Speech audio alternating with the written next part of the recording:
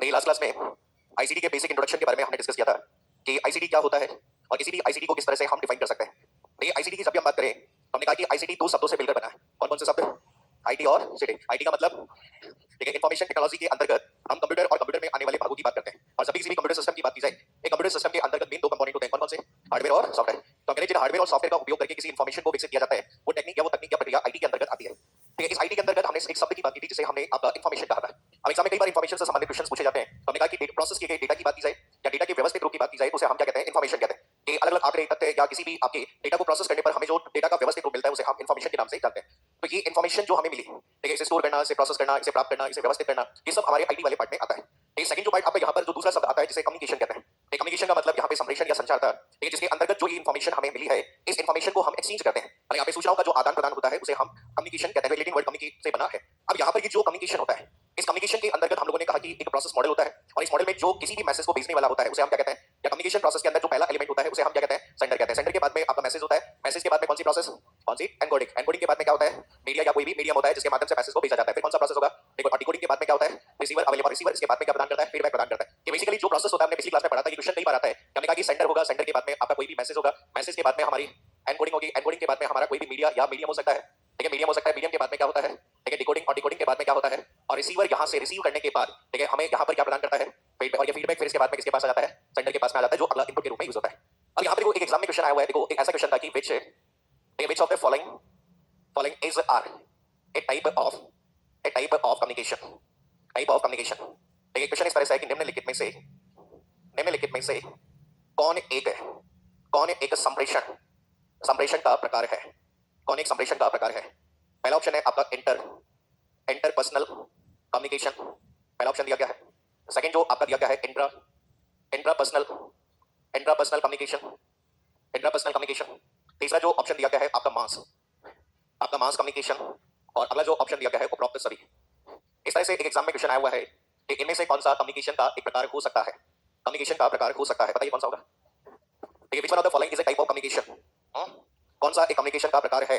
Answer क्या होगा? Sorry, communication के संदर्भ में अगर हम वर्ड यूज करें तो यहाँ पर ये देखो, इंटर का मतलब होता है दो लोगों के मध्य। क्या कहते हैं? दो लोगों के मध्य जो कम्युनिकेशन होता है उसे हम इंटरपर्सनल कम्युनिकेशन कहते हैं। इंट्रापर्सनल कम्युनिकेशन मतलब स्वयं के साथ में संप्रेषण, ठीक है, आप खुद से ही बातचीत करते हैं, उसे इंटरपर्सनल कम्युनिकेशन कहते हैं। ये मास कम्युनिकेशन का मतलब जहां बहुत सारे लोगों के मध्य कम्युनिकेशन किया जाता है। जैसे अभी मास कम्युनिकेशन आपका हो रहा है, तो ये जैसे टीवी एक मास कम्युनिकेशन का एग्जांपल है, रेडियो एक मास कम्युनिकेशन का एग्जांपल है। ठीक है, बाकी की बात करें ये सभी कम्युनिकेशन के टाइप्स आपके हो सकते हैं। तो यहाँ पे ये एक कम्युनिकेशन जो वर्ड था जिसके लिए हम लोगों ने यहाँ पर डिफाइन किया। अभी कम्युनिकेशन हर फील्ड में इंपॉर्टेंट होता है, हर जगह अगर बात करें यहाँ पर कम्युनिकेशन आपका इंपॉर्टेंट है।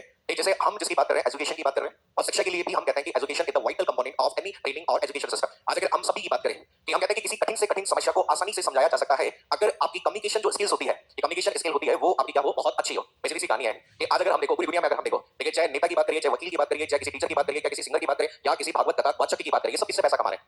कम्युनिकेशन से। आज अगर बात करें बोल हमारे पास में आज हम जिस लेवल पे हैं उस लेवल पे नॉलेज सभी के पास में है। बहुत सारे लोगों को बहुत अच्छा ज्ञान होता है, बहुत सारी नॉलेज होती है, लेकिन उस इन्फॉर्मेशन को वो लोगों तक क्या नहीं कर सकते? डिलीवर नहीं कर सकते। आज अगर आप लोग ये सब्जेक्ट पढ़ते हैं, जैसे साइकोलॉजी पढ़ते हैं, पेडागोजी पढ़ते हैं, टीचिंग मेथड्स पढ़ते हैं, ये सभी जो सब्जेक्ट्स आपके हैं वो आपके किसके लिए है? ठीक है, आपके टीचिंग को इफेक्टिव बनाने के लिए। साइकोलॉजी सब्जेक्ट जहां अगर बात करें आप अपने विद्यार्थियों की मनोदशा के बारे में समझते हैं। पेडागोजी के अंदर वो आर्ट और वो कंसेप्ट पढ़ते हैं जिनसे किसी टीचिंग को ज्यादा प्रभावी बनाया जा सकता है। टीचिंग मेथड्स में उन टूल्स की बात करते हैं जो किसी टीचिंग को ज्यादा प्रभावशाली बनाई जाती है। सबसे तीनों इसलिए तो बनाए गए हैं कि किसी शिक्षक द्वारा किए जाने वाले शिक्षण कार्य को ज्यादा प्रभावी ढंग से बनाना। इसलिए तो आज अगर बात करें हम विभिन्न प्रकार की आईसीटी का एजुकेशन में क्यों यूज किया जा रहा है? मतलब क्यों यूज कर रहे हैं? आईसीटी का एजुकेशन में उपयोग क्यों किया जा रहा है? पहला तो कारण क्या है? कम्युनिकेशन एक प्रॉपर तरह से लॉन्ग डिस्टेंस कम्युनिकेशन प्रोवाइड कर सकते हैं और दूसरा आपकी टीचिंग स्किल्स को क्या बना सकते हैं? इफेक्टिव। यहाँ पे अगर बात करें किसी समय में वो बोर्ड था जिसमें काले मार्कर से लिख रहे थे, अब आजकल डिजिटल बोर्ड आ गया, भाई इसमें भी तो लिख ही रहे हो, ठीक है, लेकिन आपने क्या किया उस टीचिंग को ज्यादा प्रभावी बनाने के लिए उसको यहाँ आईसीटी के अंतर्गत एक हार्डवेयर के माध्यम से क्या कर दिया? रिप्लेस कर दिया। अभी हम टेक्नोलॉजी वर्ड पढ़ेंगे जिसमें तीन तरह की टेक्नोलॉजी आप लोगों ने कभी पढ़ी हो, एजुकेशनल टेक्नोलॉजी फर्स्ट, सेकंड और थर्ड। वो इसलिए तो है प्यारे ना कि एजुकेशन में कभी भी कम्युनिकेशन वर्ड की बात की जाए, प्यारे ना एजुकेशन के संदर्भ में कम्युनिकेशन की बात करें तो यहाँ पर इसे कहते हैं, इसका मुख्य लाभ होता है टू मेक टीचिंग, ठीक है, यहाँ पर टीचिंग स्किल्स इफेक्टिव। ये क्वेश्चन आया था यूजीसी नेट के पेपर में। यहाँ पे कहा जाता है कि शिक्षण शैली को प्रभावी बनाना, शिक्षण शैली को प्रभावी बनाना। अब देखो कई बार आप लोगों के सामने देखा होगा किसी आपके ई बुक को पढ़ते हैं, अब जैसे किसी पढ़ने को तो सारी चीजें किताबों में लिखी हुई है, लेकिन आप उस किताब को पढ़ते हो लैंग्वेज बहुत समझ में नहीं आ रही और उसी चीज को टीचर अगर बात करें किसी एग्जांपल के साथ में उसे क्या कर देता है? आसानी से समझा देता है। लेकिन ये कम्युनिकेशन स्किल्स होती है। तो याद रखना कि आपसे एग्जाम में ये शब्द पूछे जाते हैं कि कम्युनिकेशन कितने प्रकार के होते हैं। बाकी अगर बात करें वैसे आप सब्जेक्ट में जैसे आपका मैनेजमेंट वाले पार्ट में भी ये कम्युनिकेशन शब्द आएगा या इससे जस्ट पहले वाली जो यूनिट है, ठीक है, उसमें भी ये शब्द आपका यहाँ पर काम लिया जाता है। इसको मैं एलोरेट और कर देता हूँ, वैसे यहाँ से नहीं बनेगा आपका, ठीक है। यहाँ पर ये जो कम्युनिकेशन होता है, ठीक है, इस कम्युनिकेशन की जब बात करें तो इस कम्युनिकेशन को किस तरह से हम यहाँ पर डिफाइन कर सकते हैं? ठीक है, यहाँ पर आपके जैसे एक एग्जाम में क्वेश्चन आया था, वो पहले क्वेश्चन देखते हैं। जैसे क्वेश्चन था कि वीडियो कॉन्फ्रेंसिंग। क्वेश्चन इस तरह से था कि video conferencing is an example of question है कि वीडियो कॉन्फ्रेंसिंग उदाहरण है वीडियो कॉन्फ्रेंसिंग उदाहरण है। पहला ऑप्शन है आपका विजुअल विजुअल एड्स, दृश्य सामग्री। ठीक है, दूसरा जो पार्ट आपका दिया गया है ऑडियो एड्स। ठीक है, श्राव्य श्राव्य सामग्री। तीसरा ऑप्शन है आपके पास में ऑडियो ऑडियो विजुअल एड्स। ठीक है, यहाँ पे कहा गया कि दृश्य श्राव्य सामग्री, और अगला ऑप्शन है उपरोक्त में से कोई नहीं। कौन सा आएगा? ठीक है, आपको याद रखना है एग्जाम में जब क्वेश्चन आए तो ऐसे एग्जांपल्स आपके पूछे जाते हैं कि कौन किसका पार्ट आपका दिया गया है, तो बताइए कौन सा आंसर होगा? सी। ठीक है, ऑडियो विजुअल एड्स के नाम से हम यहाँ पर इसे डिफाइन कर सकते हैं। ऐसे एग्जांपल्स आपके पूछे जाते हैं जब आप लोग यहाँ पे टीचिंग एड्स के बारे में पढ़ेंगे तो वहां पर आते हैं कौन ऑडियो होता है, कौन वीडियो होता है, कौन ऑडियो विजुअल होता है। जैसे ऑडियो में केवल कौन आता है? ऑडियो में कौन? रेडियो। कौन है? रेडियो। विजुअल में कौन है? जैसे टीवी हो गया, प्रोजेक्टर आपने देखा होगा, प्रोजेक्टर भी क्या है ये? चलो आप एक बार ओवरहेड प्रोजेक्टर का नाम सुना आपने? टीचिंग वाले लोग तो सभी जानते होंगे ओवरहेड प्रोजेक्टर। पुराने समय में देखा होगा ज्योग्राफी की क्लास में सबसे ज्यादा काम आता है वो। एक प्रोजेक्टर होता है जिसपे ओएचपी शीट रखते हैं और लाइट से क्या करते हैं? डिस्प्ले करते हैं। आगे तो नए प्रोजेक्टर आ गए, एलईडी लेजर, ओएलईडी, क्यूएलईडी आ गए, और जब से डिजिटल बोर्ड आया तब से प्रोजेक्टर का जीवन खत्म हो गया है। ये सब कुछ आप इसी से आप कर सकते हैं। तो याद रखना कि इस तरह के बेसिक क्वेश्चन आपके कम्युनिकेशन वाले भाग से पूछे, इसी के पेपर में भी आया हुआ है और टीवीएस के एग्जाम में भी पूछा गया है। अच्छा आपके लिए तो बहुत अब एग्जाम अभी डीएसएसपी आई वैकेंसी, तो उसमें तो शायद मेरे साथ 5 क्वेश्चन आते हैं। कितने आ रहे हैं? कंप्यूटर के फिक्स है, चाहे टीजीटी हो, चाहे पीजीटी हो, चाहे पीआरटी, एनवीएस, एवीएस, डीएसएसपी, सब में कितने क्वेश्चन है? 5। तो ये भी बेनिफिट है आपके। ऐसा कोई एग्जाम नहीं है जिसमें कंप्यूटर नहीं आता था, लेकिन आईसीटी यहाँ कंप्यूटर कम है, आईसीटी जाता है। चलिए बताइए, अगर हम कम्युनिकेशन की बात करें, अगर आपसे पूछा जाए कि कम्युनिकेशन, तो कम्युनिकेशन कितने प्रकार का होता है? कौन बताएगा आप में से?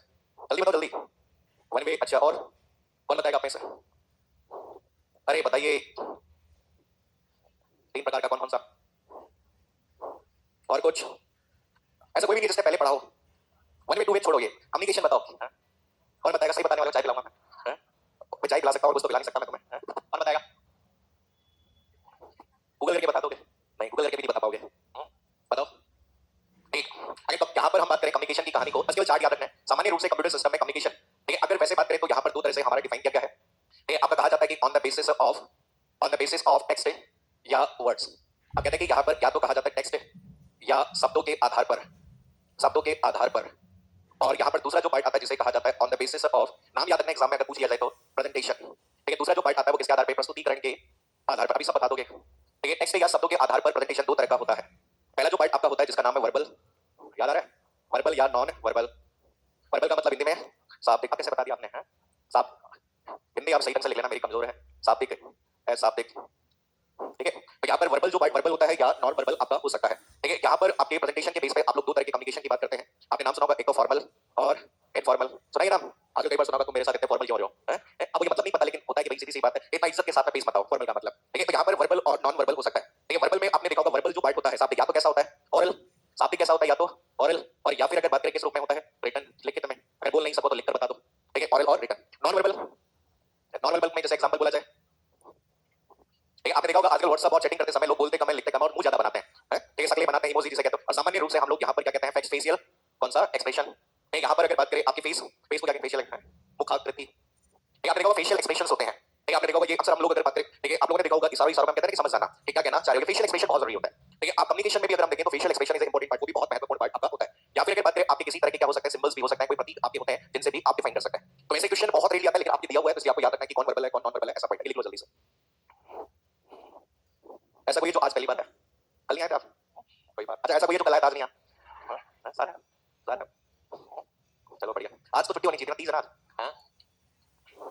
अब मेरे को मतलब मैं बहुत टाइम से बहाने बना रहा था, मेरे सारे बहाने खत्म हो गए, तो मेरे को क्लास लेनी पड़ी है क्लास में। मैं मुझे लास्ट टाइम रीड मेंस कर लिया था, उसके बाद से मैंने क्लास नहीं ली है। समय का अभाव बहुत रहता है जिसकी वजह से नहीं ले पाया। और सबसे बड़ी बात यह है कि क्लास लेने से पहले मुझे बहुत सारी तैयारियां करनी होती है। ठीक है, आपके क्वेश्चंस बनाने होते हैं, सबसे इंपॉर्टेंट तो वो होते हैं। क्योंकि एक्चुअल में क्या होता है, बच्चे पढ़ तो लेते हैं, लेकिन सबसे इंपॉर्टेंट प्रॉब्लम आती है कि साहब सवाल कैसे पूछे जाते हैं। और ये आपका सिलेबस सब चेंज हुआ है, तो एग्जामिनर ने सवाल पूछने का तरीका एकदम क्या कर दिया? चेंज कर दिया। तो इसलिए मैंने शीट में टॉपिक वाइज शीट बना रहा हूँ, हर टॉपिक से लगभग 25 क्वेश्चन है, तो लगभग 5 टॉपिक अपने पास में, तो लगभग 100 सवा 100 क्वेश्चन रहेंगे। बस केवल उनको अच्छे से कवर कर लेना। अब एग्जामिनर का कोई भरोसा नहीं, पिछली बार उसने पता कैसा सवाल बनाया था एक पेपर में। ठीक है, सूचना संचार प्रौद्योगिकी के अंतर्गत सूचना शब्द का उपयोग विश्व में पहली बार कौन से वर्ष में किया गया था? ये आपके एग्जाम में ये फर्स्ट ग्रेड का। ये सूचना प्रौद्योगिकी के अंतर्गत सूचना शब्द का उपयोग विश्व में पहली बार कौन से वर्ष में किया गया था? एक को ढूंढा इंटरनेट पे, कहीं नहीं मिला। लास्ट में जाके एक कोई रिसर्च पेपर था, उसमें दिया हुआ था, 1954 में दिया हुआ था। उस समय उसमें उसका भी ऑथेंटिक कोई प्रूफ नहीं था। तो ऐसे कई आजकल अविनाश बोर्ड तो और ही गंदे सवाल बनाता है। अविनाश बोर्ड की कहानी तो ये सवाल दे देता है, उत्तर के टाइम पे कहता है मुझे नहीं पता। बहुत बड़ी मुश्किल है उसके साथ में तो है। आरबीसी फिर भी ठीक है इस मामले में। आरबीसी में कम से कम ये जो टॉपिक है उसी में से सवाल आएंगे। अविनाश बोर्ड में क्या जो टॉपिक है उसके अलावा सब कुछ आएगा, टॉपिक में से कुछ नहीं आएगा। ठीक है, बहुत मुश्किल है उस पेपर को सॉल्व करना, बहुत मुश्किल है। अभी देख लो ना, 40 पहले होता था कि बच्चे पहले होता था कि कितने परसेंट लाने से पास होते हैं। अविनाश बोर्ड कहता है 40% लिया और पास हो जाओ। हर पेपर में देख लो, हर पेपर में सीटें खाली गई है। पीटीआई में सीटें खाली गई है, कंप्यूटर एप्लीकेशन तो पूरे खाली गए। बढ़िया। अब कर्नल साहब को लेके आए चेयरमैन। कर्नल साहब कह रहे हैं कि सेना की तरफ से बढ़िया काम है, मतलब फिजिकल करवा दिया है, मतलब फिजिकल करो पहले। चलो तो है, बहुत बुरा हाल है। देखिए समझ में ओके नोट। ये देखो बेसिक जो पार्ट आपका यूज होता है कम्युनिकेशन से संबंधित जो सवाल आपके पूछे जा सकते हैं। ठीक है, ये सभी वर्ड है कम्युनिकेशन से संबंधित। कम्युनिकेशन क्या होता है, कम्युनिकेशन कैसे डिफाइन कर सकते हैं। अब हमने इंफॉर्मेशन क्या होती है ये पढ़ ली, कम्युनिकेशन क्या होता है ये हमने डिस्कस कर लिया। लेकिन अब हम कहते हैं कि सब लेन देन कर लेंगे, लेन देन कैसे करेंगे? कोई ना कोई तो हमें तरीका चाहिए जिसके द्वारा हम लेन देन कर पाए।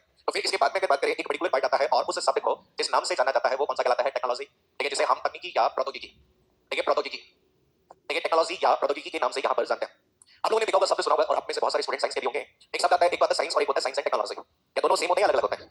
अच्छा बताओ क्या अलग है दोनों में? एक साइंस होता है एक टेक्नोलॉजी होता है। क्या चीज? बीटेक वाले जो करते हैं, बीटेक वाले साइंस में क्या करते हैं? ना ना ना, मैं कह रहा हूँ दो विषय हैं। वो कंसेप्ट बता रहा हूँ। अब जैसे कहते हैं देखो, जैसे हम कहते हैं कि मैंने साइंस सब्जेक्ट लिया, तो साइंस क्या है? हम कहते हैं कि विज्ञान से संबंधित जो तथ्य और जो भी एक्सपेरिमेंट हुए उनके बारे में हम पढ़ेंगे, वो विज्ञान है। ऐसे कोई कहता है कॉमर्स, तो हम कहते हैं कि व्यवसाय से संबंधित हम पढ़ेंगे, तो वो आपका कॉमर्स है। ऐसे ही जो आपके यहाँ पे इतिहास, कला, संस्कृति, भूगोल इनके बारे में पढ़ते हैं, वो आर्ट, कला, संस्कृति। तो यहाँ पर टेक्नोलॉजी तो सब में हो सकता है। ये टेक्नोलॉजी वर्ड किसी में भी यूज हो सकता है, कॉमर्स में भी यूज हो सकता है, ये साइंस में भी यूज हो सकता है, और किसी भी पर्टिकुलर कॉमर्स में भी हो सकता है। बेसिकली टेक्नोलॉजी का मतलब होता है आप किसी चीज को इंप्लीमेंट करते हैं, एक क्रियान्वयन करना। और यहाँ पे अगर बात करें, आप किसी एप्लीकेशन को जब इंप्लीमेंट करते हैं, वो आपकी सामान्य रूप से क्या होता है? टेक्नोलॉजी होता है। जैसे सामान्य भाषा से पंखे के बनने की जब बात की जाएगी, पंखे की बनने की बात की जाएगी, तो पंखा बनाया वो क्या है? विज्ञान। लेकिन पंखा कैसे चलता है वो क्या है?